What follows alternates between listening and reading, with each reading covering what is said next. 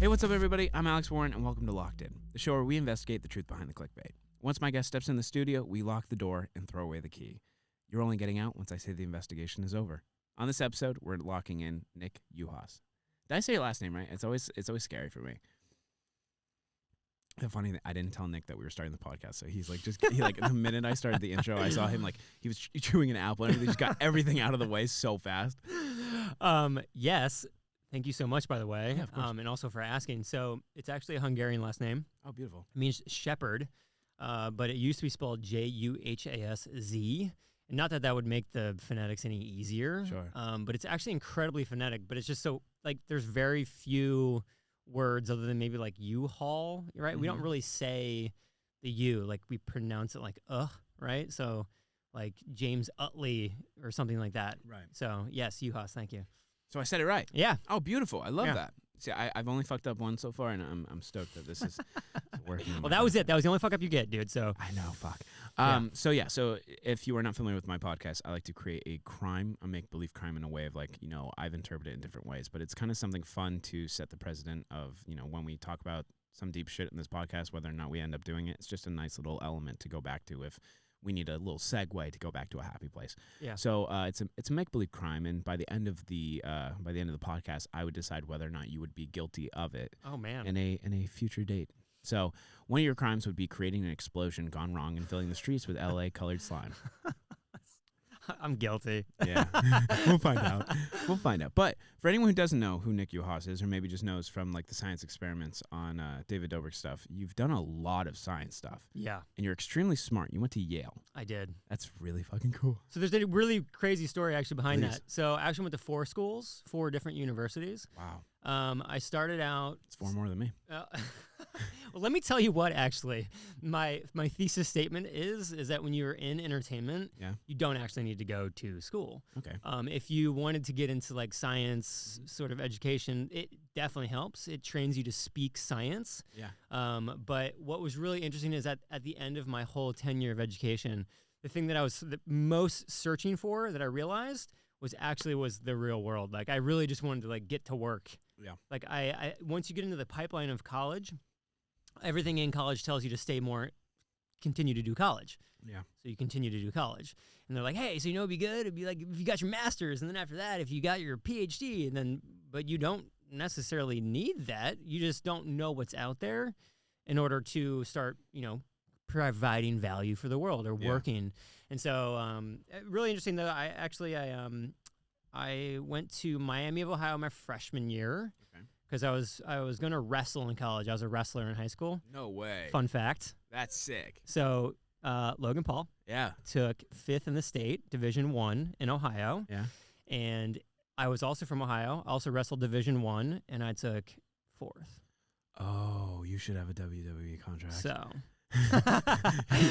you could be like the scientist or the athlete. They call you that, the mad and then you scientist. come out with like a fucking beaker and you just smack it across.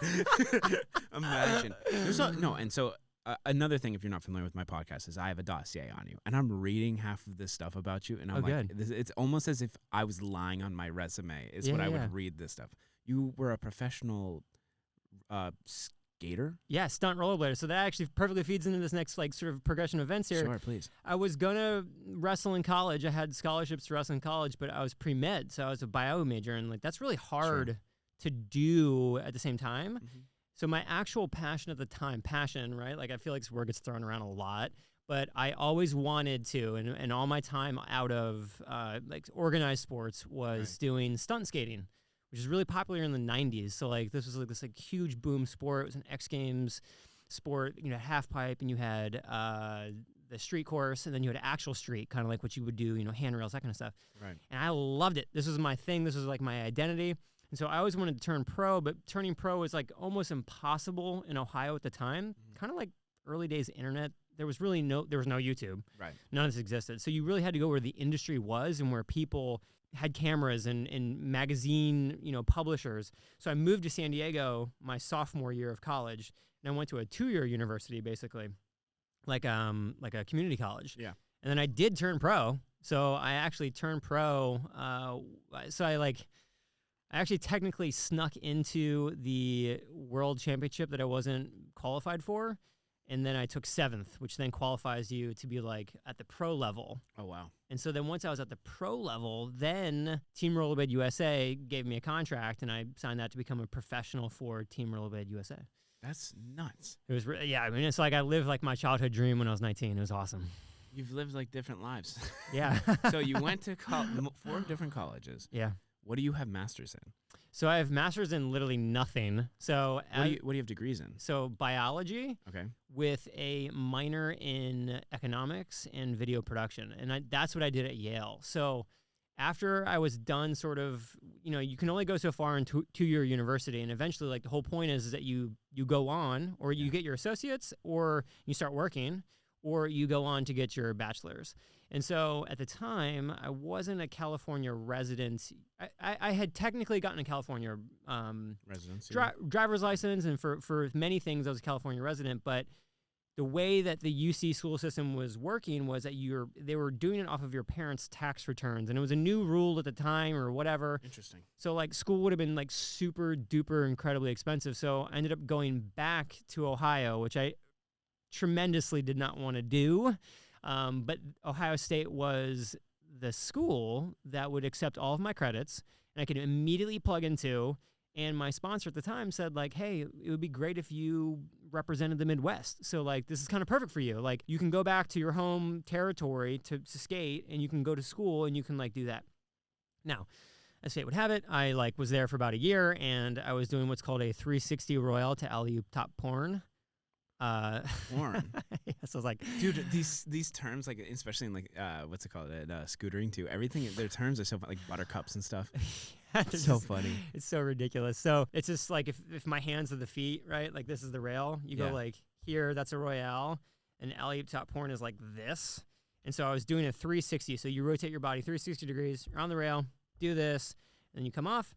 And I didn't quite do it right, and I fell down a rail like face first, and I rail burned my arm like really, really bad to a degree that which I needed like months to heal. And in that time frame, I was taking OChem, organic chemistry. It's like a weed out class in pre-med. And so I had to really focus on school if I was going to really do pre-med. Yeah. So I kind of hung up my boots, and I always had the intention of coming back, but I never. Pre-med too? Yeah. You know the saying where it's like you shouldn't knock it until you tried it? Yeah. You tried it all.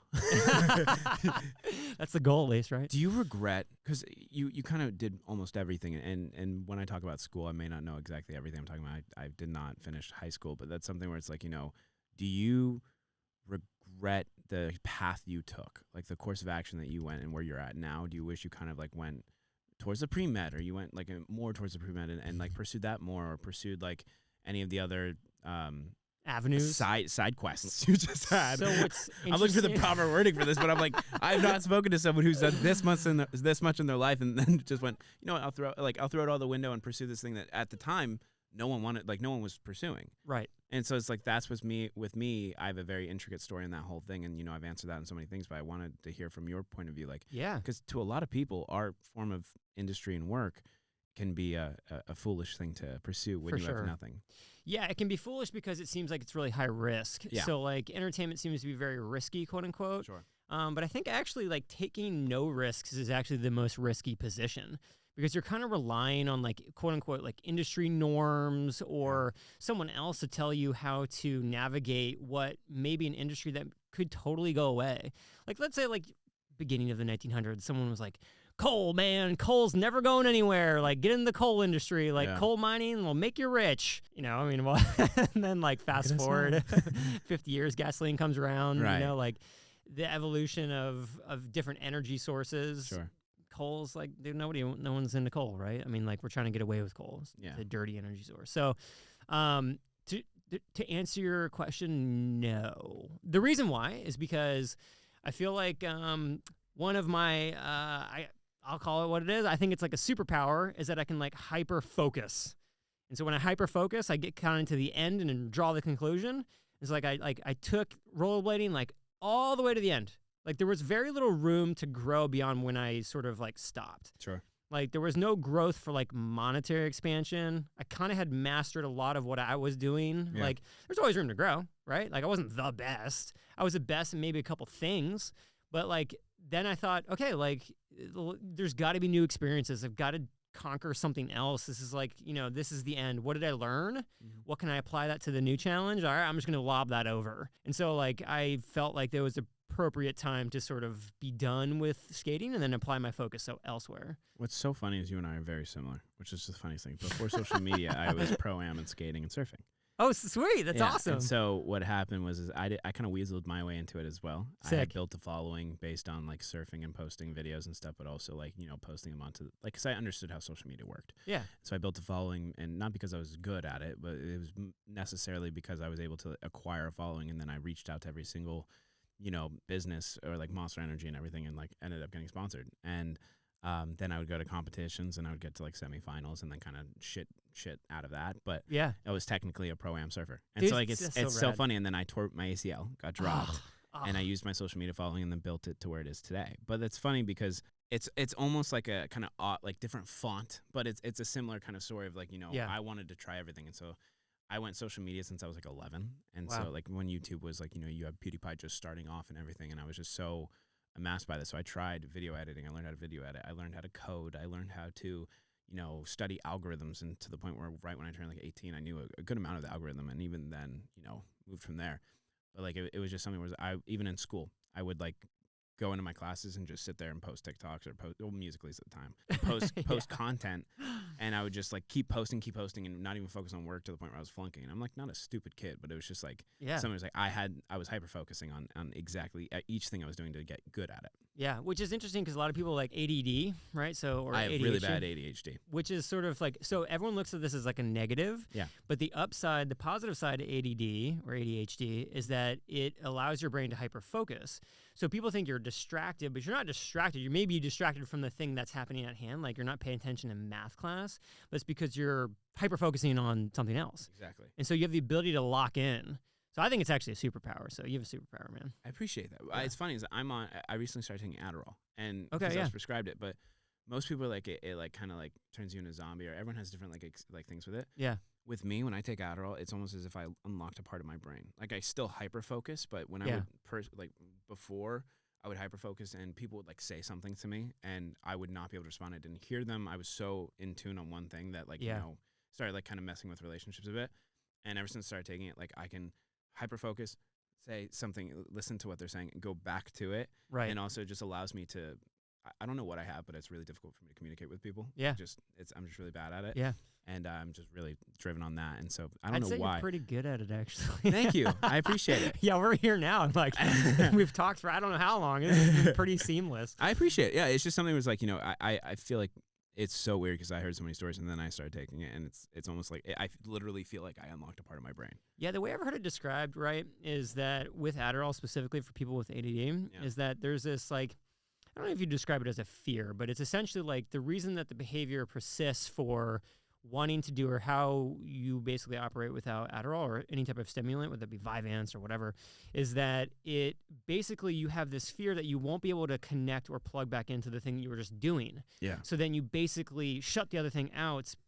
You don't pay attention to it, or you get very angry when people interrupt you because it requires so much energy to get back to where you are. You're speaking as if you are in my head right now. Do you have ADHD? Oh, I'm sure I do. I've never been like that's prescribed crazy or anything, but but no, that's exactly what it was. Like I would Yeah. get short-tempered really quickly. Yeah. And someone was like, "What is your like?" Everyone's like, "What the? It's not that big of a deal." And I'm just but like, it is for you. Well, because no matter what, even if I'm sitting there watching TV, I'm not actually watching TV. Right. Like I'm on my phone studying, thinking. Yeah, and or thinking something, and someone like Yeah. will say something to me, and I'm solely zoned out. And they're like, all my friends who I live with, like literally give me so much shit for it. And I'm just like, I can't properly articulate what it's like. Yeah, But it's exhausting. it is. Do you? And I'm gonna take full advantage of the fact that we're having this podcast because it's again I don't find a lot of people like this. And I have like the LA people go, I have ADHD, and like it's just because they randomly get mood spurts and like crazy. Yeah. And then they get drunk and they're like, that's like so ADHD of me. Right. And so I can't focus on anything. I'm like, no, that's just you just not focusing on anything. But No, but do you? My biggest thing is I overthink. That's my biggest thing. And especially because I started doing music. I signed a record label deal. Okay. And hey, congrats, dude. That's it's awesome. fucking nerve wracking. I appreciate the congrats, but I will not. It's just fucking. It's terrifying because I'm so in my head. And so over like the last 7 or 8 years of singing and like or not even, how old am I? I'm 20. A long time. I was singing wrong, and now I'm going to vocal lessons and stuff like that. And everyone's like, "Oh, you get so much better," and I've gotten better incrementally. But like, I'm just super hard on myself, and I'm super fucking and I don't know how to stop. And everyone's like, "Meditate, go to therapy." I'm like, I will say meditation. This is like we're gonna like kind of take. We're on the path. Okay, we're on the highway, but we're gonna go over to get some beef jerky. Let's do it. Let's do it. This gas station really quick. Yeah. So like meditation in general, I think people are like kind of weirded out by it because it like sort of like comes with all this. Oh, the chakras and the crystals, and it's like that kind of comes with this sort of idea that there's these other people that have this other thing that you may not understand or whatever, and it just seems very frou-frou and all like way out there. Yeah. When you really break down like what meditation is like what you're essentially doing is you are taking force, like you're already thinking, right? You're thinking, and what you're mostly thinking is future thoughts. You're probably not thinking about the past, right? So future thoughts, those are all theory until you feel them. So chemically speaking, your brain has the ability to actually feel something before it actually happens, right? Mm-hmm. You can have a future thought of breaking up with somebody and you can feel anxiety. Yeah. Or a conversation with a boss or whatever, right? So you have the ability to do that. What meditation really is, or, what it kind of, when you break it down, you're thinking about a future event that you are wanting and you're attaching the emotion to it so that essentially when that time comes, you become the person that you need to ahead of time so that you are already conditioned to have that feeling so that you don't retract from that situation, essentially. So that's a lot of what meditation is. That's beautiful. It's kind of like manifesting. It's very much manifesting. Now, that's not all meditation. Until you make it type of vibe. Exactly, which LA is totally full of. Uh-huh. But the other part of meditation is like, there are different brainwaves. You have alpha and beta brainwaves. And when you're thinking very chaotically, I'm probably going to screw this up because I'm not a brain scientist, but like there is a way that you can calm your brain by thoughts alone that bring you back to a state that is not in the fight or flight. You're not thinking chemically, you're not allowing the chemicals and the emotions to take control of what you're doing. Yeah. So you come back to a state that's actually much more like malleable. Yeah. So that it really helps when you're creative because you're quote unquote, now you're zen, right? But it's just a chemical thing. It's a real thing.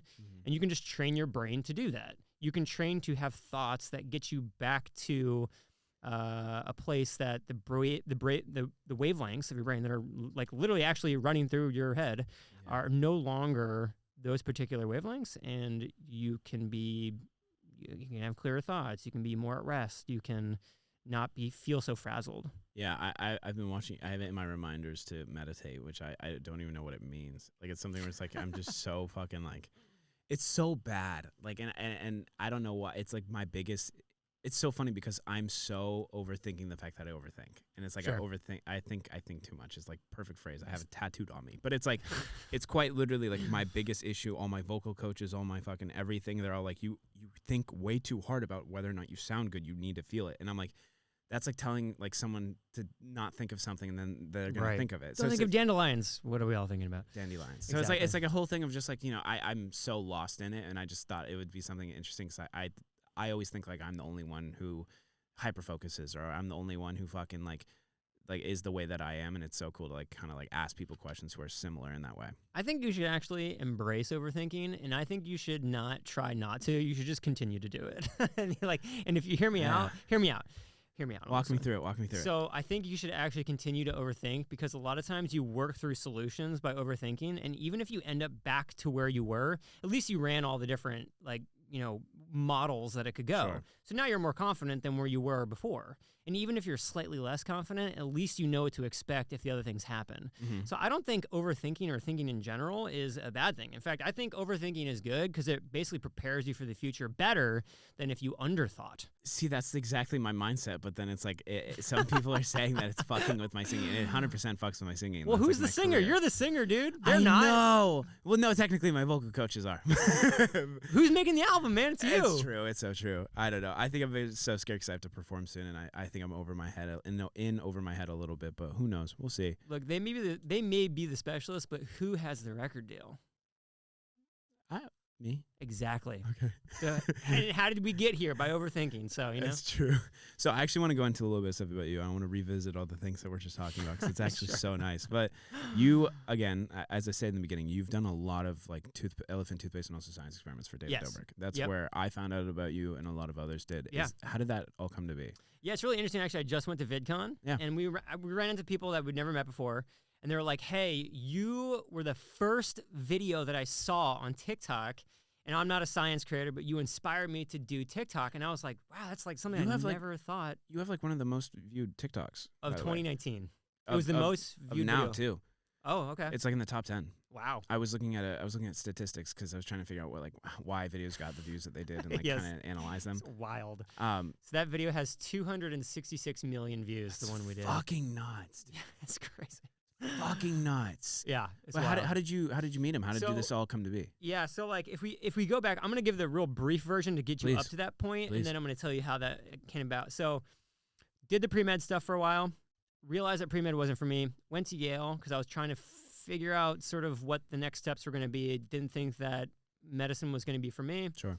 Then when I went to Yale, my TA for the video production course was a guy named Kurt Schneider. Kurt Schneider became a big YouTuber with this guy named Sam Sui, who he produced the music and Sam Sui sang. And so that rolled into this sort of thing that I was observing in real time. YouTube wasn't even monetized yet. This is how old it was. Sure. And they were going on, they went on the Ellen Show, and then they went on Oprah, and it was a huge deal. I was like, whoa, this thing seems to be like a place I could get into faster than perhaps going the traditional route. Yeah. So I started working for College Humor. I moved to New York for 3 years and then got really into all things media. I didn't know anything about media. So I just wanted a job that sort of replicated the rollerblading stuff. Right. And I thought, all right, well, let me try that, but not rollerblading. So it was like acting, modeling, hosting, whatever. I just wanted to try it all to see what was the thing. And I found that hosting really fit really well, meaning it always seemed people would always tell me, oh my gosh, you're so good at it. I was like, oh, it's because the rate's crap and they want me to come back, but then over time I was like, this does feel very natural, and obviously you only have raw talent and you have to refine it. Sure. And so I spent a lot of time doing hosting stuff. So I did red carpet hosting, I did press junkets, I did proper shows where I was hosting the whole thing, and I went on Big Brother then to basically raise kind of some notoriety in the social media universe. Yeah. And then I slingshot that into a YouTube channel, and then I started making, of all things, science content because I knew science so well, and I didn't want to be a general host. I wanted to pick a niche, and so the one that I knew the most from all this collegiate training from being in the pre-med was science. And so I started making science stuff, and right away there was a response in Hollywood. So yeah. Got on to, I was a host for the Weather Channel for a year and a half. I started producing stuff for DreamWorks and Awesomeness. That all started snowballing up to where my social media started having kind of some grit to it where you could monetize it. Then as sort of TikTok kind of came around and I was on AGT for a hot second, that kind of bumped it up a bit. America's Got Talent? Yeah. And so you're doing everything, bro. What the fuck? Oh my gosh. And so then right around that same time is when TikTok came around. Now, I had roughly 5 years of experience making science content for green screen, which is kind of that was popular at the time, Hank Green style, explainer Vsauce kind of stuff. Then I got into King of Random type stuff, which was Veritasium, sort of do and explain kind of stuff. So right around that time, we'd sort of done that for about 3 years, and that started picking up steam. And someone literally just tweeted out, at Nick Uhas, at David Dobrik, hey, you guys should do something. So then David DM'd me directly and said, what you got. That was it. That was literally it. Just what you got, ? And I was like, oh my gosh, like, dude, I've got tons of things that we could do. Like, this could be really fun. Like, I've got all these practical science experiments. So the first day I went over there, I didn't know what to expect because I didn't know, a lot of people want to do it. Oh, that's cool. Whatever, move on. Like, we've done a lot of collabs. So we've done a lot of things where people are like, oh, that's really cool. But David was like a little bit of a different breed. David was like, cool, but like, let's go like crazier. Let's go bigger. Let's make this wild. And I was like, oh man, this dude's like really into this. Like, I'm kind of into this from the stunt skating days. I was like, yeah, like it's really feeding that like. Wait, they say pause. Oh. Remember where you're at. What happened? Oh. Yeah, we had to stop the podcast. I'm so sorry. I'm so upset right now. And anyone who knows who I am, I'm not a confrontational person, but this one took a lot of effort for me not to say some dumb shit. There's parking spots in the back of our studio, and there's this parking spot that was reserved for a lady named Karen, and then there's a parking spot right next to it. And I had parked in the wrong spot, but they're next to each other. Keep in mind, the spot is literally next to each other, and I had parked in that spot for Karen, didn't know. And she parks in the spot next to me, comes in and interrupts the podcast to ask if we can switch spots. I mean, it's Karen's spot. Dude. She wouldn't wait. She wouldn't wait the 20 minutes after this podcast. She insisted that we stop and switch spots. Yeah, I mean, you were in Karen's spot, bro. Oh my god. I mean, it's my fucking god. The script can't write itself, right? Or I guess it can. It did. It's too good for Karen, man. I feel bad for the good Karens. Like, I know a nice Karen, dude. I know, dude. I know my mom has a friend named Karen. Yeah. And she was like one of the wrestling moms, sure. And she came out to all the things. She raises money for Ohio State, like Buckeye boosters. She's like the best. Her name's Karen. I feel like it's the bad Karens though. It just built up tension over all the Karens. I know, man. It's like it's a domino effect. If you have the name Karen, it's like sadly, it's like you could go by Kathy though. You know what I mean? I feel like Kathy's almost just as bad. You could go by Big K or Little K or. Oh God. Katie Slim. Yeah. No, but you were saying something along the lines of like David wanted to go bigger and better, and he was a fucking maniac. So I was okay. Like as someone who, and too, because you were in extreme sports. Yeah. There's this thing. I'm also friends with David, so I understand exactly what you're saying. Yeah. So like in extreme sports, there's this thing where like you lace the trick. Yeah. It's awesome. The first thing that pops in your head is, how could I do it better? Or what else could I do? Because it's like micro level of progressions, and you just always want to go bigger and bigger and bigger. You want to continue to progress, right? You want to yeah, that's the whole thing. You want to improve. And so I didn't know this, but like when I got to David's house and the whole vlog squad was there, they kept pushing, let's go crazier, crazier, crazier. And I was like, yo, I'm like really liking this. I'm really liking that there's sort of this like, the glass ceiling has been removed. You know, it was the first time in this science universe that people were like, hey man, that's not big enough. Like we need to go wilder. So in the very first thing, it was we were doing liquid nitrogen, sort of like they're kind of like explosions basically. Cool. And what you do is you combine boiling hot water and liquid nitrogen together. Mm-hmm. And so what it does is the liquid nitrogen is extremely cold, negative 321 degrees Fahrenheit. Boiling hot water is right around 212. It's never that hot because it immediately cools down. It's probably around 200. Mm-hmm. When those two come in contact with each other, it instantly vaporizes and it creates a lot of pressure within the container, in this case, a trash can, and it whooshes up and it's this really loud, dead sounding kind of thing. And it's pretty scary, actually. Sure. So I had one of them do it, and they just were like mesmerized by that. So then, of course, instead of doing one, we did 5.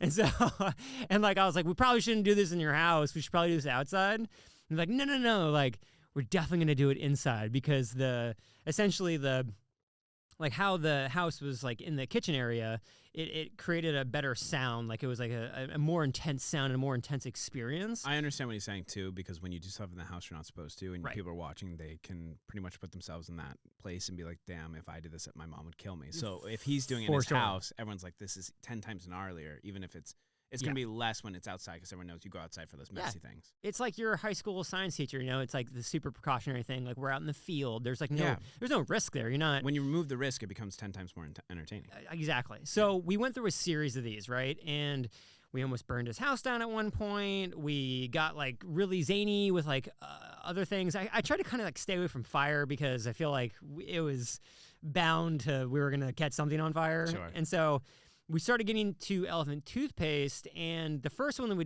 did in a giant, so it's not a giant, but it's a hyperbaric chamber. Uh-huh. And so it was this red one. That one, weirdly enough, actually was probably more dangerous than the blue one that we did because we were so close to the actual pouring device And it required us to practice actually dumping the two ingredients together quickly and running away. And if you look at the footage, it's actually like a couple feet the whole time that it's actually like at our heels. With the blue one, we actually had quite a bit of time to like move, although it was like way more ginormous. Yeah. But so I did one for my vlog with Dom. Oh, sick. In my car. So I bought my friend's car, and we were like, okay, we're going to explode it out of the car. Yeah. So we got a bunch of it put in the back seats, put hay and stuff to make it like fill up faster. Like we filled the bottom of the car with hay. Oh, good. Yeah, so that way it would look like it filled the entire car way more than it actually did. And we had to pour it in ourselves as well. Yeah. And so it was something where it's like you have to run it, dude. Yeah. If you don't, you're getting burned or something even worse. Well, because the hydrogen peroxide, so, you start out at 35%. You can go up to 50, but the reaction's very different at that point. 35% hydrogen peroxide is incredibly dangerous. Like, you don't want to get that on your skin. I mean, it instantly dehydrates the skin. It's like, it's corrosive to some degree. It's not an acid, but it's like, it's described as pretty acidic though, right? Not like the personalities of it.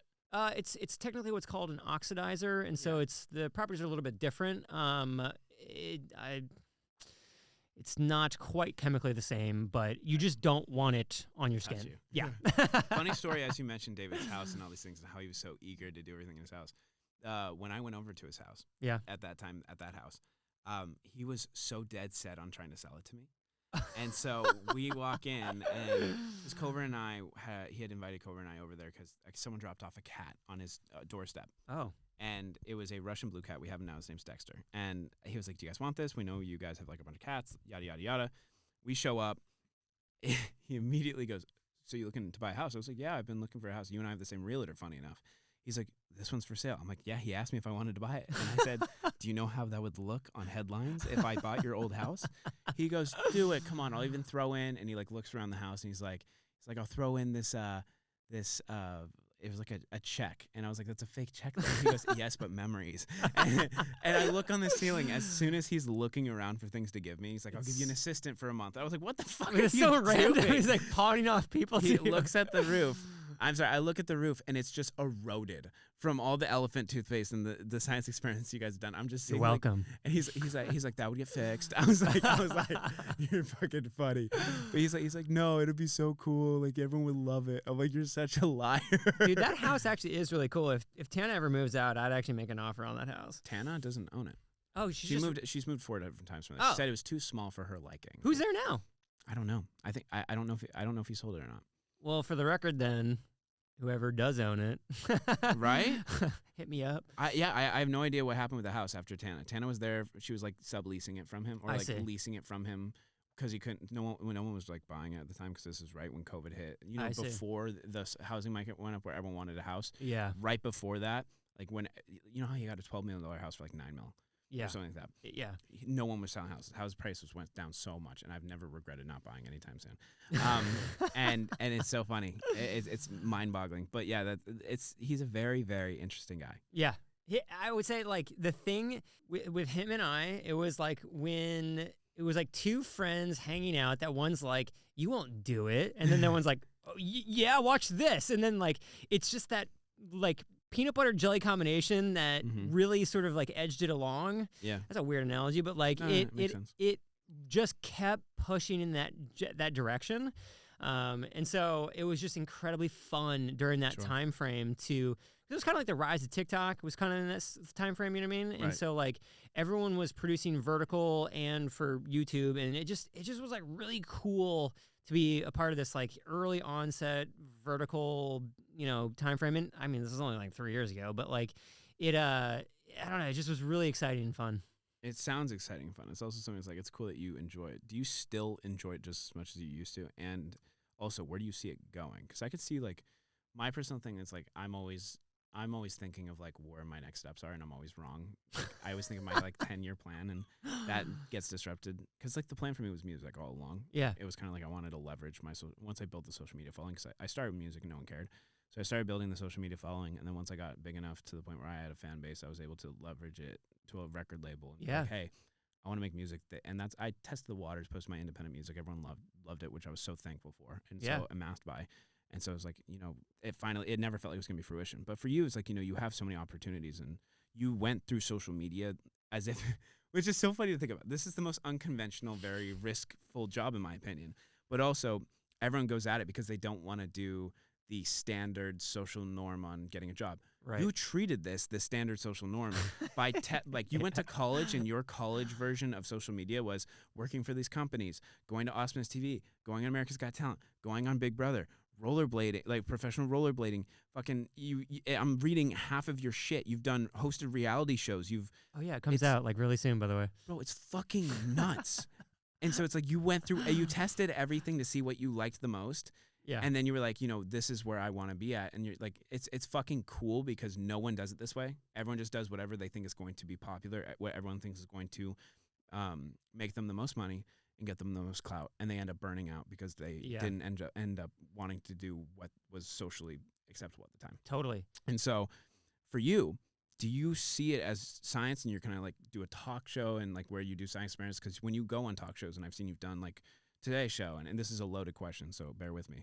I'm setting context for the audience. For sure. And you've done these talk shows and you've done these things where you come on and you show them a science experiment and everyone's like wowed by it. I feel like it'd be really cool for you to have a show where you have celebrities come on, similar to a talk show, but you do science experiments with them that apply to their brands, which is kind of like so cool. Like imagine you had, your show and you had David Dobrik come on, you did the giant elephant toothpaste thing and he got to decide how big it was. Right. You guys could like do a whole segment on that. That to me, I can see your trajectory being, but is that something you've given thought or what you want to like kind of go with what this is? Because you have the following right now. That's a great idea, by the way. Thank you. And like we're here at Wheelhouse. Are you guys listening to that? Note that. Michael, if you're back there. It's a good idea. That's actually awesome. So I've actually taken a role for the future for what that looks like is sort of hopping out of the I'm gonna try to explain this in a way that like cause you're smart. You'll understand this, right? You're a thinker, so you'll totally understand this.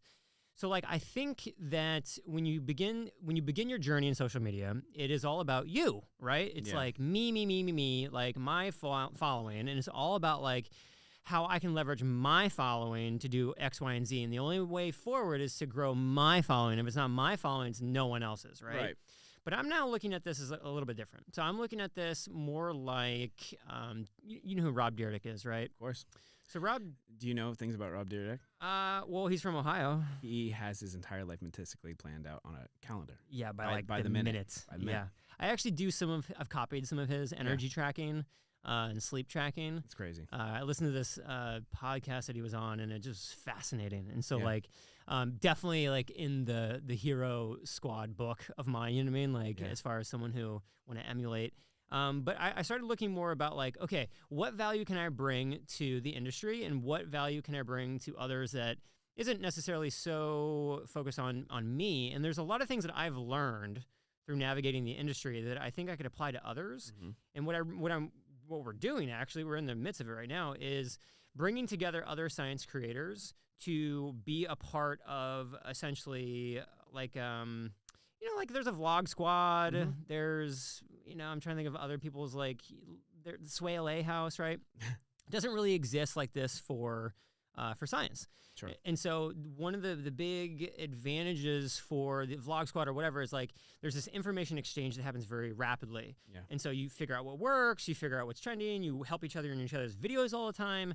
That to me is something that has always been out of grasp for a lot of science creators because no one has really organized it. And so I'm really spearheading that mission. So I'm building essentially what we're calling the Science Factory. And it's a bunch of other science creators. We're all working together in this sort of mission to create the best content, but we're doing it in a way where we're exchanging information quite rapidly so that we can all assist in each other's, upward momentum. And so I have a very controversial. Wow, fucking English. A very controversial take on content groups and houses. Okay. I think that a content group or house that succeeds and it succeeds for a long term is a utopia. Yeah. Only for the mere factor is that, leader follower thing. And so to have a content house succeed, everyone needs to be having amazing ideas, be hard driven, and be essentially selfless except for the leader. That is almost impossible to find.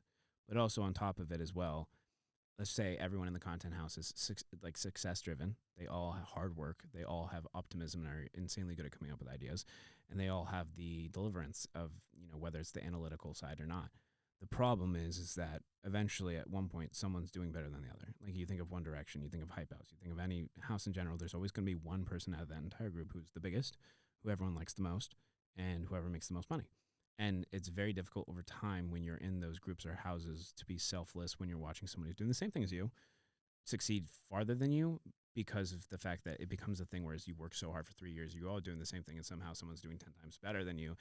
And then it's like, even if it's not you who gets like the ego trip, or not the trip, but like kind of like, oh, why am I not doing that well? And then starts like, it's so interesting because like, you know, the psychological side of it is just absolutely a mess. And I was in it for 3 years. And so like I saw everything kind of unfold and whatnot.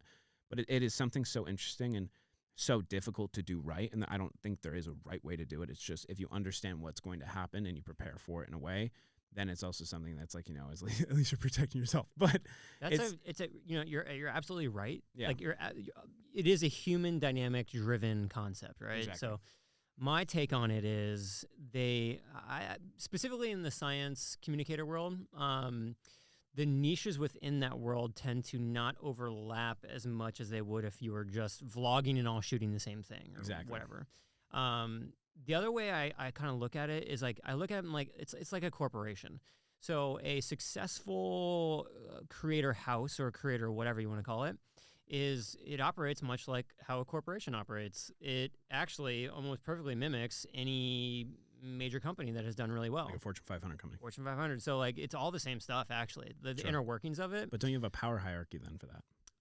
Yeah, there needs to be structure to it for it to operate. Exactly. But CEOs can be replaced. Shareholders come and go. So you're thinking of an entity opposed to like essentially a group.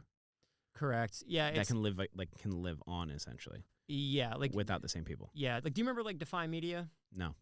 Okay. So Defy Media was like, it's like technically kind of like an MCN, and it's where Smosh was before they were. Got it. Okay. Before this. And they had a really cool model. They had like a bunch of different shows. Sure. Some were a studio model. Like they did, some of them they produced in-house. Others they like signed talent who already had a following, and like it actually made sense and it worked really well for a long time. There was, you know, I don't know the inner workings of it, but from what I do understand is that there was a big disconnect between the ad sales team and the content that was being produced, and it was actually quite hard to match those two. Sure. We're actually sort of in a way we're developing the ad sales team since we've already been doing it. We've already been out there working with all these science STEM brands or whatever that is that they want to do with it. So we're building out that last piece of that puzzle in order to have like a fully functioning media business. See, media businesses work phenomenally. I think I'm just spearheading on my head of kind of like, or tunnel visioning on my head of kind of like, you know, groups and houses. It's not, we're not going to live together. You're mixing business and home. And so someone else's home life, or maybe that's when you mix the friendships. Oh yeah, we're not going to live together. Okay, there you go. I think my problem is I'm just thinking too much of my experience. But it is something, it's so fascinating. And I don't know why I can't get the idea of you in a lab coat sitting at a desk in a talk show and you have like the segments. Like imagine, that's such a good idea. This is a great idea. You know what? Like, in fact, you can be my first guest. I would love to be your first guest. You'll be my first guest. I would probably recommend you get someone more clouded, but I appreciate it. Nah, man, if you're going to come up, the idea happened here first. So hey, I mean, I came up with the idea of Hype House, so I mean, we could probably. There you go. It's a great idea. But no, I think genuinely, this is something that's really interesting to me. Going into this podcast, I didn't know too much about you. I knew a good amount just because we have a lot of mutual friends. But that's something that's like, you know, I was blown away by the fact that you have. That was pretty good.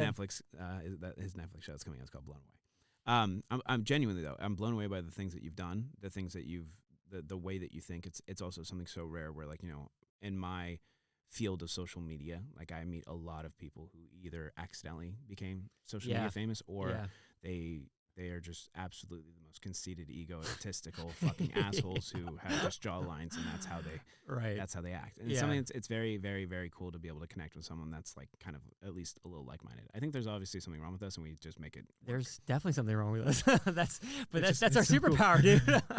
110%. With that being said, I think we're, you know, running towards the end of this, and based on this crime, I want to let you know I'm actually very curious. Yeah. I'm going to have to say that this is a mistrial. Oh, my God. Only for the mere factor that I don't think you would actually do this all unless David Dobrik was there making you. It must have been another scientist. That being said, is there Yeah. anything you'd like to say? This has been an absolute fucking treat. Dude, You want to shout anything out? You want to? man, no, it's such a pleasure actually to talk to other people that they, you kind of did actually something very similar, right? So Yeah. like you had a goal in mind, which was music, and then you leveraged a bunch of other things and you had a plan. So yes, it is kind of frustrating actually to see when people like fall into it and you're like, Sure. you're like, dude, you just literally. They're the sweetest ones, though. It's so funny. All they did was like they just pulled the lever of the slot machine. Sure. But I will say there is a perfect equilibrium in the universe in the sense that for every reaction there's an equal and opposite reaction, right? These are laws of physics. And so since we're all energy and motion, technically speaking, like this applies. Yeah. And it's like when that happens, there tends to be not an emotional connection to that it was worth a lot. So sometimes those opportunities, they just let go away, right? So they're like, I wasn't really that invested into it. It happened, and now moving on. You know what's funny? The people who, and this is the last food for thought in my opinion, but the people who accidentally become or social media famous, they end up hating it, but they work the hardest out of all of them. Interesting. That's what I've noticed. And this could be obviously different in different fields, but in the, I want to say the TikTok realm, the people who accidentally go viral without trying to, and then like kind of like hitting on it, and absolutely don't like the job at all, end up working the hardest. Interesting. Why do you think that is? Because I think honest what it is the fact that they didn't want to do it, nor do they still want to do it. There's still a greater goal in mind of something they want to do. A lot of people want to do social media, and so when they do social media and they succeed, they get content with where they're at until they lose it. And then once they lose it, they work extra hard to try and get it back. And 9 times out of 10, they get so frustrated and so upset about it, then they result to the party life of LA and the drug part of LA, and then the I want to be an actor or singer last minute when you should have done it at your height of your career because now you have no leverage. And so it's the thing was like for me, I didn't mean to do social media and like it, and I ended up loving the content I make, and now I'm utilizing both of it. So like so many labels have like TikTok, they have like TikTok departments. And to get artists to post on TikTok. And what's so funny is I have a whiteboard, and again, I'm extremely like work motivated. So I have like everything from social media that's trained me to be able to promote my songs, get the pre-saves, and then have a lot of people quit social media to do music and then have to go back to it because they realized they weren't supposed to quit social media. Yeah, because you gotta have something to promote. I mean, exactly. And all these artists are going back to social media to promote their music. Even Ed Sheeran, who is the most streamed person in the world right now, is posting on TikTok to promote his music. And so I'm using the TikTok, like my experience in TikTok, to be able to get the music in front of more people, because the people that I've already shown are absolutely in love with it. And that's just also, I never had like the self-respect to actually think that people would like my music, which is just so funny. but once you've embodied it, then you can like really stand behind it and push it out there. I just have a lot to prove. Like that's the thing. Yeah, that's like, good. I That's have way good. too much to prove. That's good. Whatever the motivation is, as long as it's moving you forward. Exactly. I'm actually before we end here, I wanna like throw this back to you. Sure. I wanna like, what bit of advice would you have given to younger social media creators, or like given back to yourself? I think the biggest, and it's the reason I started this podcast. I had a very traumatic childhood. I'm not sure if you know exactly everything about me. Lost my dad young to cancer. Mom was abusive alcoholic who ended up dying due to the alcohol. Yeah, I'm sorry to hear that. And I mean, things happen, and I'm a big believer in like look at the positive things of things, positive side of things. My biggest advice I'd give to anyone, and I've said this before, is genuinely don't. I thought for sure that I wasn't able to do this, and it's the stupidest fucking thing. But like after homelessness, after everything, I thought that with all the cards that I've been dealt, whether it was God or whether it was just the way life had worked, I thought that this wasn't my path I was meant to take. Yeah. Because, whatever. But life tests you, God tests you, whatever you want to believe in will test you. And for me, this made me it kind of trained me. And I didn't realize I was being trained to be in this industry. Because now I don't care what people think of me. Yeah. Now I don't care what what my mom had thought of me. Now I don't care about whatever. I just care about what makes me happy, but also what my friends would not be this close with me and my family if it wasn't for all those things that had happened to me. So genuinely, if you want to do social media, or if you want to, this applies to everything. Just fucking learn everything there is about to enjoy it. Make sure you're going into social media, oh my God, I can't speak right now. It's crazy. Sorry. Make sure you actually enjoy what you're doing. So many people come into this job and they know something that's going to get views because it's a sound or it's a dance or it's a fuckboy thing or it's OnlyFans, and they ended up not wanting to do OnlyFans, or they ended up wanting to do the dance. They ended up not doing that. They just wanted the check-in to leave. Yeah. you're gonna burn out, and it's gonna be so bad for your mental health. I've had it happen before, and right now I'm the happiest I've ever been, and it's because I saw the vision and I went for it. That's awesome. Dude, that's great. Set goals and go for it, and also don't overthink it, which is so funny because I overthink it. You got to overthink it to get back to where you were originally at. I bet there's an easier way for me to explain exactly how I'm talking. I don't know why. I think it's like the caffeine and my heart's racing 1,000 miles a minute and I can't speak. Dude, it's all good, man. I love it. Honestly, that is great advice. Yeah, I appreciate that. Yeah. So Nick has a reality show coming out I do. soon. It's called Blown Away. It's called Blown Away When's season it come 3, July 22nd. July 22nd. And yeah, anything else? Go follow his social medias. Yeah, man. I never do stuff like this. It's kind of fun. No, I never shout out people. It's usually just like an it. ending and everyone walks away because no one ever has anything to promote. But I'm just kind of like, cool. This is so great. Yeah, I think the thing that I'm thinking I'm the most excited about, if we were talking about things that we're going to be promoting, is like we got a lot of really cool things that are going to come together. I'm really motivated now. Yeah. I'm not terribly old, but I'm old enough now to realize that there's a point where you stop extracting joy from your own self-satisfaction of I got more followers or whatever, and you start to find joy and value and motivation then, of course, in creating value and solving other people's problems. And so I'm really motivated by that because I'm seeing that there's a lot of value add, specifically in the science entertainment world, that other creators around me are sort of asking for, and I have the knowledge. I have the ability to solve that problem for them. So you got to stop talking because I want to go off. That's so bad. All right, I'm going to do it, and then we're going to end this. Okay. The reason I believe this is because our entire lives in school, in college, and whatnot, in life, you're taught about science is everywhere. You're taught that everything is atoms or molecules or whatnot. And Kim and I flunked biology, so don't fact check me. Sounds like you memorized some. You at least remembered. So, pretty but good the part thing of is you posting these videos about science and you posting these videos about science experiments, you're doing it in a way that's fun. You're the fun teacher, but in life, and you're showing it. Hey, the things that you learned, and you may have been half asleep in class, you may have been vaping your Juul in class and not paying attention. You may have been on your phone on watching TikToks, and they're seeing your videos about science, something that they had imprinted in their brain for so long, but viewed it as a negative because of how boring teachers are and aren't able to apply to real life scenarios in a fun and relatable way. You're able to show them the cool, fun side of something that they know. A lot of these TikTokers are trying to show them new things that they don't know, right? And therefore they have to buy into the idea of that's already fun off the bat. You're showing them something that they've known their entire lives, whether they're 14, they've known it their entire fucking lives. Yeah. And you're showing them a fun part of it. That's why there's such a gap and such a need for what you do, is because it's the interesting but also the fundamentals of something that they've learned for so long. Absolutely. So what's interesting is when I was a kid, it was Mythbusters and Bill Nye. Yeah, same. But so now what's interesting is that a lot of eyeballs aren't so much on linear anymore. You know, it's long form digital, but then also short form and you can vertical. show them everything fun and not take up too much of the time. Where class, you had to be there for an hour. You're locked in for an hour, just like this fucking podcast.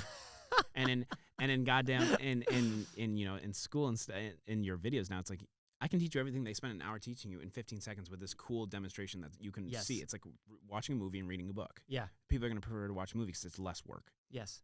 Yeah, exactly. Honestly, you've totally hit the nail on the head. I mean, that's our mission at the micro level, is literally to do that. Right? Exactly. And you're doing it phenomenally. I think it's So. There's also a huge part of science, social content that no one's gotten into, including yourself. And I think doing this and opening the doors to so many different minds are going to do it. The idea too, when we first started, was that there became this really interesting time frame, which was defining what we do.